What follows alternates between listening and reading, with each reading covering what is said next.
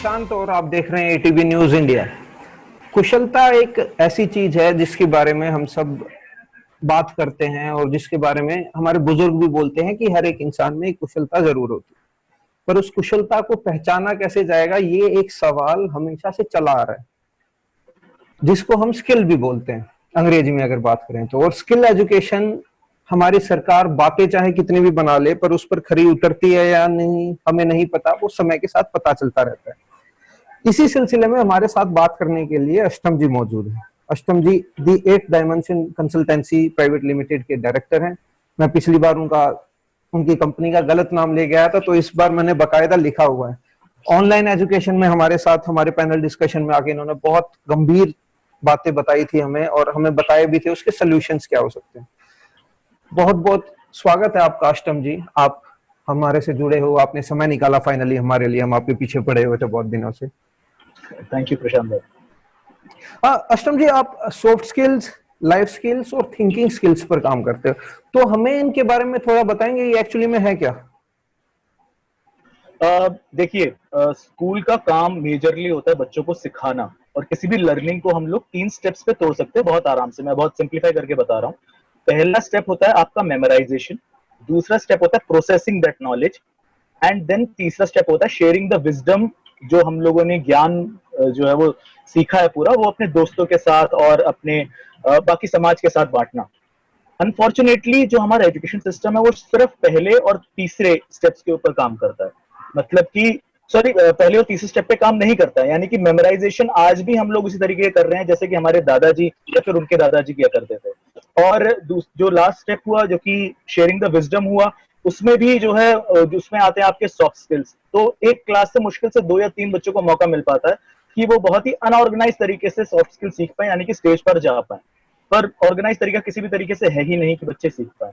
Then even processing की अगर बात करें तो बहुत सारी चीजें हैं, जैसे कि आज भी हमारा जो एजुकेशन सिस्टम है मेजरली थेरेटिकल है, राइट। उसके अलावा जो है प्रैक्टिकल ना होने का क्रिटिसिज्म बहुत ज्यादा रहता है।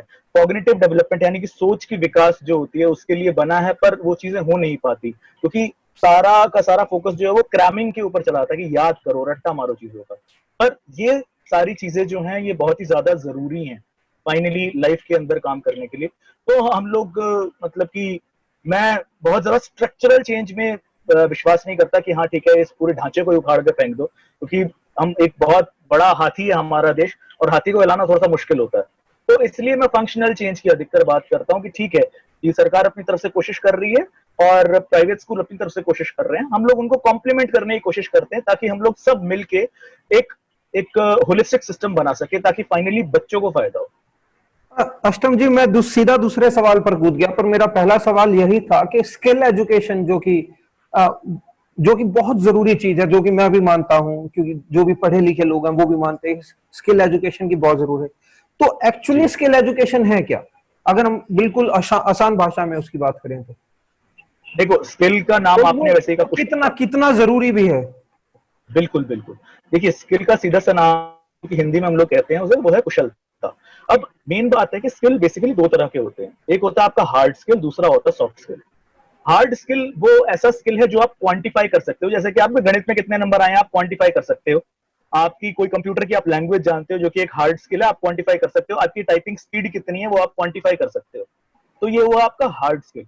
दूसरे स्किल होते हैं जिन्हें कहा जाता है सॉफ्ट स्किल, जैसे कि आप क्वांटिफाई नहीं कर सकते कि आपकी कम्युनिकेशन कितनी है, आप क्वांटिफाई नहीं कर सकते आपके लीडरशिप स्किल्स कितने हैं, आप क्वांटिफाई नहीं कर सकते आप कितने अच्छे डिसीजन मेकर हो, कितने अच्छे प्रॉब्लम सॉल्वर हो।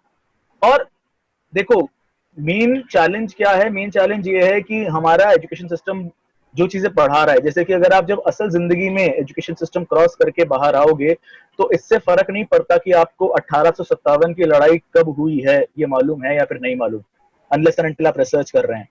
पर इससे जरूर फर्क पड़ता है कि जैसे कि आपकी कॉलोनी के अंदर अगर कोई लड़ाई हो गई है, कोई बातचीत जो है आपको किसी से मनवानी है, अगर कोई प्रॉब्लम आपके सामने उसे सॉल्व करना है तो आप कैसे करोगे? क्योंकि स्कूल के अंदर जो हमें प्रॉब्लम्स दी जाती है उनका सिर्फ एक सॉल्यूशन होता है, पर जिंदगी हमें एक सॉल्यूशन वाली प्रॉब्लम नहीं देती। जिंदगी हमें बहुत सारे सॉल्यूशन वाली प्रॉब्लम देती है, और इसीलिए बच्चों के लिए कंफ्यूजन कहां से शुरू हो जाता है? जहां से ऑप्शंस शुरू होते हैं। ऑप्शंस कहां से शुरू होते हैं? 10th के बाद क्या करना है।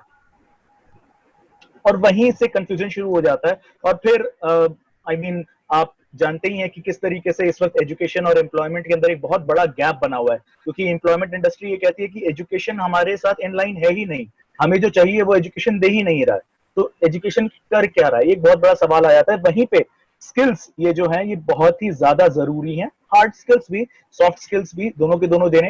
हार्ड स्किल्स आप फिर भी एक सर्टिफिकेशन लेके सीख सकते हैं, अनफॉर्चुनेटली हमारे देश के अंदर सॉफ्ट स्किल पे बहुत ज्यादा फोकस नहीं है। चलिए, क्योंकि आप सॉफ्ट स्किल से जुड़े हुए हैं तो मुझे बताइए कि आप अपनी कंसल्टेंसी के थ्रू काम कैसे कर रहे हैं, आपके बेसिक स्टेप्स क्या हैं बच्चों को सिखाने के लिए? क्योंकि जैसा कि तो आपने बता दिया कि मैथ्स के अगर नंबर आते हैं तो हम बता सकते हैं कि अच्छा ये ठीक है, क्वांटिफाई हो गया, पर लीडरशिप स्किल्स और कम्युनिकेशन स्किल्स ये कैसे पता चलेंगे? आप कैसे काम करते हैं? तो हम लोग क्या करते हैं कि हम लोग वर्कशॉप्स करते हैं बच्चों की अलग अलग, और वर्कशॉप्स के थ्रू हम लोग काम करते हैं। तो हम लोगों के सेंटर्स भी हैं दिल्ली के अंदर, और हम लोग स्कूल्स के साथ डायरेक्टली भी काम करते हैं, और अलग अलग ड्यूरेशन की वर्कशॉप है। हम लोग सरकारी स्कूलों के साथ भी काम करते हैं, प्राइवेट स्कूल्स के साथ भी काम करते हैं।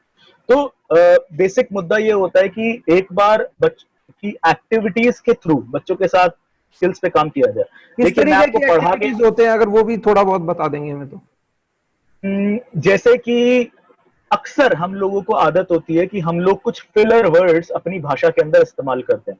जैसे कि मैंने अभी हाल ही में किया कि आ, जैसे कि वरना, मतलब कि ऐसे बहुत सारे शब्द होते हैं जो हम लोग बार बार इस्तेमाल करते हैं, इसके कारण हमारी भाषा खराब हो जाती है। तो हम लोग कुछ एक्टिविटीज ऐसे करवाते हैं, जैसे कि हमने 3 बच्चों को बिठाया और उनको बोला कि अब ये फिलर वर्ड्स हैं, अब 2 बच्चे आपस में आई कांटेक्ट के साथ बातें करेंगे, अगर ये फिलर वर्ड्स बोलते हैं तो तीसरे को बीच में क्लैप कर देना, ठीक है। तो उसके इंटरेस्टिंग से नाम रख देते हैं, जैसे कि फेमस कि मैं ही चौकीदार, विच इज लाइक, उससे थोड़ी बहुत कॉमेडी भी क्रिएट हो जाती है कि चौकीदार को चोर पकड़ना है कि वो गलती से भी फिलर वर्ड्स लेकर निकलना चाहे। तो इस तरीके से बहुत इंटरेस्टिंग जो है हम लोग एक्टिविटीज रखते हैं, लीडरशिप की, कम्युनिकेशन की, प्रॉब्लम सॉल्विंग की। वैसे प्रॉब्लम सॉल्विंग की एक आपको एक्टिविटी बताऊं जो मैं अक्सर क्लास में करवाता हूँ, वो है जब मेरे को बच्चों को सिखाना होता है क्वेश्चंस कैसे डिजाइन करते हैं इंफॉर्मेशन लेने के लिए। तो मैं बच्चों को क्या करता हूँ कि एक केस देता हूँ कि आप लॉयर हो और ये एक केस है आपके सामने, अब आपके सामने मुलजिम बैठा हुआ है और आपको उससे 10 सवाल करने हैं जिससे कि ऐसी इंफॉर्मेशन निकल के आ सके जिससे कि साबित हो सके कि ये किलर है या फिर नहीं। अब वो सवाल आप बनाओ, तो बच्चों के लिए बहुत इंटरेस्टिंग रहता है कि वाओ, कि एक तो उनको सामने से एक प्रॉब्लम मिली है और वो भी इंटरेस्टिंग सी प्रॉब्लम है, तो काफी इंजॉय करते हैं बच्चे, और बिना एंजॉयमेंट के सीखना होता नहीं है कभी। हाँ, अष्टम जी, मुझे ये बताइए कि आपको क्या लगता है कि इस तरह की जो स्किल एजुकेशन है वो कौन सी क्लास के बच्चों के साथ शुरू कर देनी चाहिए? देखिए, मेरा ये मानना है कि क्लास 5th तक बच्चों के ऊपर कोई भी प्रेशर किसी भी तरीके का नहीं रहना चाहिए, किसी भी तरीके के स्किल को या फिर आर्ट को जो है वो सोचने का या काम करने का। क्योंकि असल में कक्षा 5 तक हमारा करिकुलम इस तरीके से डिजाइंड है कि हम लोग जो भी कुछ सिखाते हैं, हमारी कोशिश रहती है कि आर्ट्स के थ्रू ही सिखाएं, क्योंकि आर्ट्स जो है एक बेहतरीन तरीका है, बेहतरीन मीडियम है कुछ भी सीखने का। तो मेरी ये कोशिश रहती है कि कक्षा 5 के बाद से बच्चों के साथ इन चीजों पे काम शुरू हो, और हर बच्चे का अलग लेवल है तो अलग तरीके से काम होता है। और आई मीन जैसा कि अगर आप ध्यान दें कि जितनी ज्यादा जल्दी हम लोग इन चीजों पे काम कर पाए, यानी कि कक्षा 5 के बाद, उतनी जल्दी, क्योंकि बच्चे उस वक्त कच्ची मिट्टी होते हैं, वो बहुत जल्दी सीख जाते हैं। हमारे लिए आज अगर हम लोग उसको सीखने की कोशिश करें, ऐसा नहीं है कि हम सीख नहीं पाएंगे, पर हमारे लिए थोड़ा मुश्किल रहेगा in comparison to the children who are there. Ashtam ji, आपने बात करी प्राइवेट स्कूल्स और गवर्नमेंट स्कूल्स की भी कि आप वहां पर भी ट्रेनिंग देते हैं, तो मैं ये जानना चाहता हूँ कि प्राइवेट स्कूल्स और गवर्नमेंट स्कूल्स में कितना डिफरेंस है लर्निंग प्रोसेस में? क्योंकि ऐसा माना जाता है कि प्राइवेट स्कूल्स के बच्चे बेहतर होते हैं गवर्नमेंट स्कूल से। देखिए, ये ना बहुत ज्यादा डिपेंड, मतलब बहुत ज्यादा वेरी करता है। मतलब कि मैं अपने एक्सपीरियंस से ये कह सकता हूँ कि हाँ, कि सरकारी स्कूल के बच्चों में चेंज तो आया है, कम से कम दिल्ली के स्कूल के अंदर। पर अभी भी मतलब प्राइवेट स्कूल के बच्चे, मेरे अनुभव से, मतलब कि ये समझ लो कि अगर प्राइवेट स्कूल में 40 बच्चों की क्लास है और गवर्नमेंट स्कूल में 40 बच्चों की क्लास है, तो मैं अभी भी देख सकता हूँ कि जहाँ पे प्राइवेट स्कूल के शायद 15 बच्चे उस लेवल पे होंगे, तो गवर्नमेंट स्कूल के शायद 5 या 7 बच्चे ही मैक्सिमम उस लेवल पे रहेंगे। तो आई मीन ये एक आप बहुत आराम से आज भी चेंज जो है वो नोटिस कर सकते हो। और आई मीन बहुत सारी फैक्टर्स हैं, जैसे कि आप आज देखो, आज प्राइवेट स्कूल की एजुकेशन चल रही है क्योंकि वहां पे इफ्लुएंट बच्चे पढ़ रहे हैं, तो किसी तरीके से ऑनलाइन या फिर कैसे ही मैनेज करके कर रहे हैं। गवर्नमेंट स्कूल का बच्चा सफर कर रहा है, तो कहीं ना कहीं तो इम्पैक्ट डालेगा। तो आपको क्या लगता है कि अगर हम प्राइवेट और गवर्नमेंट को अगर एक लेवल पर लाना चाहे तो वो कितना मुश्किल है अभी इस समय पर? इस समय पर मतलब हम लोगों को बहुत out of the box thinking चाहिए कि हम लोग किस तरीके से करते हैं। देखिए मतलब कि एक वो कहावत है कि जब ड्रास्टिक सिचुएशंस होती हैं तो मेजर्स भी थोड़े से ड्रास्टिक लेने पड़ते हैं आपको। तो आप मेरा ये सजेशन है, आई डोंट नो कितना सेंस किसको बनाता है, कि हम लोग जो इस वक्त करिकुलम है उसको हाफ कर सकते हैं और हम लोग ऑल्टरनेट डेज के अंदर स्कूल्स चला सकते हैं विद प्रॉपर गाइडलाइंस। हाँ, हमारी तरफ से बहुत ज्यादा एफर्ट चाहिए with respect to training of teachers also, और बच्चों को भी जो है वो साध के पूरे तरीके से रखने के लिए। तो मगर कुछ तो हम लोगों को तरीका निकालना होगा, क्योंकि एजुकेशन को हम लोग छोड़ नहीं सकते। और अनफॉर्चुनेटली हमारा एजुकेशन सिस्टम ऐसा है भी कुछ कि अगर हम लोगों ने 3 महीने के लिए बच्चों को छोड़ दिया तो बच्चे एक लेवल पीछे ही चले जाते हैं, भूल जाते हैं।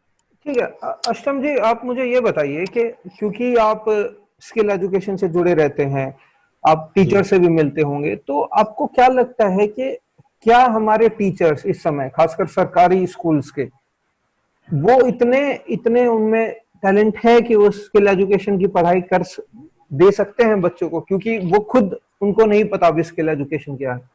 क्योंकि युवा ये है तो आप शायद उनको उनको पता होगा, पर जो थोड़ी एजेड हो गए हैं शायद उनके लिए एक अलग से चीज होगी। हाँ, मतलब कि पहली ट्रेनिंग जो हम लोगों ने दिल्ली में की थी वो एमसीडी स्कूल के टीचर्स की ही ट्रेनिंग थी जो हम लोगों ने की थी। तो वहां पे हम लोगों ने वहीं से, या फिर इवन पहले भी मैं काम करता रहा हूँ टीचर्स के साथ, तो बहुत अलग अलग तरह के एटीट्यूड के आपको लोग मिलेंगे। युवा अगर आपको जहां भी मिलेंगे वो नई चीजें सीखना चाहते हैं, बहुत ज्यादा क्यूरियस होते हैं, क्योंकि उनको बहुत आई मीन वो अपने करियर को आगे बढ़ाना चाहते हैं, तो इसलिए नई नई चीजें सीखने का बहुत ज्यादा जोश होता है उनमें। वहीं पे कई जो सीनियर टीचर्स होते हैं स्पेशली उनका, सारे नहीं पर हाँ कुछ टीचर्स जरूर होते हैं जिनका थोड़ा टेक इट इजी एटीट्यूड रहता है कि अरे हमने तो जिंदगी देख ली है, अब हम क्या ही करेंगे। तो ऐसा मेरा मतलब अनुभव भी रहा है, तो मैं कोशिश करता हूँ उनसे उस टाइम पे बातचीत करने की कि आपको क्यों लग रहा है, क्योंकि देखिए जब तक बातचीत नहीं होगी तो कोई भी कॉन्फ्लिक्ट रिजॉल्व नहीं हो सकता। तो बातचीत करना एक बहुत ज्यादा जरूरी है कि आपको क्यों लगता है ऐसा, आप ये बताइए। तो मेरी सीधी सी रीजनिंग यही रहती है उनसे कि सर देखिए कि अगर आप कुछ नहीं करेंगे तो कुछ बदलाव मोस्ट डेफिनेटली नहीं आएगा, पर अगर आप शायद कुछ करें तो हो सकता है कि कुछ बदलाव आ जाए। तो एनीवेज कुछ करना ना करने से हमेशा ही बेहतर है। हाँ मतलब कि वो जितनी फिलहाल मेरी नॉलेज है बहुत ज्यादा तैयार नहीं है, और सॉफ्ट स्किल्स और इन सब चीजों की बहुत ज्यादा ट्रेनिंग की जरूरत है। और इसके पीछे एक बहुत बड़ा कारण यह है कि स्कूल में कभी भी सॉफ्ट स्किल जो है वो असेस्ड के अंदर नहीं आया। मतलब कि सरकार कहती है कि स्किल दो, पर आज भी उसका असेसमेंट नहीं होता किसी भी तरीके से। तो जब तक आप उसका असेसमेंट नहीं करोगे किसी भी तरीके से, तो आप मतलब उस स्किल को जो है वो इम्पार्ट नहीं होगा, वो फिर वहीं रह जाएगा, वो बातों बातों में ही रह जाएगा। मोस्टली क्या क्या चैलेंजेस आपका normally day to day life में क्या रहते हैं स्किल एजुकेशन के बारे या सॉफ्ट स्किल्स के, जब आप सिखाते हैं या सिखाने जाते हैं? सॉफ्ट स्किल्स में अलग अलग तरह के चैलेंजेस रहते हैं, क्योंकि हर एक बच्चा अलग लेवल पे रहता है। तो इसलिए कम से कम जब हम लोग अपनी अलग क्लासेस करते हैं, हम लोग की कोशिश हमेशा ये रहती है, या फिर हम लोग स्कूल्स के अंदर भी जब काम करते हैं, कि हम लोग सब ग्रुप्स में काम करें। यानी कि जो एक तरह के आपकी पहली या दूसरी क्लास के अंदर आप एहसास कर लेते हो कि कौन सा बच्चा किस लेवल पे है, तो उसके बाद आपको ये चीज करनी है कि आप एक तरह के बच्चों के जो है वो एक लेवल पे उनसे काम किया जाए, कोशिश। और क्योंकि आपकी लेवल पे अगर हम लोग तीन जो है वो भी अगर बेसिस बांट दें, जैसे कि on class level, below the class level and above the class level, तो अबव द क्लास लेवल जो बच्चा है उसको इस तरह के चैलेंजेस चाहिए कि वो क्लास में इंटरेस्टेड रहे।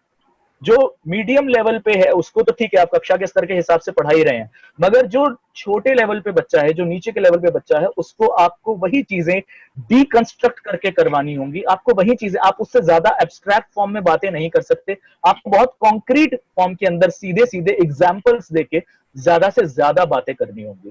तो ये एक बहुत बड़ा चैलेंज हमारे एजुकेशन सिस्टम का ये कि हम लोगों के पास मल्टी लेवल क्लासरूम्स हैं, तो मगर वही है कि एक टीचर को, मेरे को आज भी याद है, जो मेरी पहली क्लास थी जब मैंने ली थी, तो मैं जब बाहर निकला था मैं बुरे तरीके से पसीने पसीने हो रखा था, क्योंकि एक टीचर को उछलना पड़ता है, कूदना पड़ता है क्लास के अंदर, हंसाना पड़ता है, हंसना पड़ता है, और अपने किसी भी बच्चे का रिस्पॉन्स खाली नहीं जाने देना होता, क्योंकि हर बच्चा स्पेशल है और हर बच्चा आपकी अटेंशन डिजर्व करता है। और स्पेशली स्पेशली जो नोटोरियस बच्चे होते हैं वो तो सबसे ज्यादा, क्योंकि वो नोटोरियस हैं ही इसलिए ताकि वो आपकी अटेंशन चाहते हैं। तो मेरा इस सवाल तरीके यही से था आपसे कि क्योंकि जो फर्स्ट बेंचर्स होते हैं वो सीख जाते हैं, पर जो बैक जी बेंचर्स होते हैं उनको आप किस तरीके से डील करते हो? क्योंकि आप एक्चुअली में स्कूल के टीचर नहीं हो जो बच्चे आपसे डरेंगे कि अच्छा ठीक बिल्कुल। है टीचर है तो डांट सकते हैं और ये सब चीजें, तो आप बैक बेंचर्स के लिए कुछ स्पेशल कोई टेक्निक है आपके पास? हाँ बिल्कुल। देखिए बैक बेंचर्स का क्या है कि एक तो एक्टिविटीज सबसे ज्यादा एक्टिव बैक बेंचर्स होते हैं, क्योंकि जो जो फ्रंट बेंचर होता है ना वो बहुत कॉन्शियस रहता है, पर बैक बेंचर जो है वो तो बिल्कुल खुला हुआ है या खुली हुई है, तो वो बिल्कुल आके चीजों को करना चाहते हैं।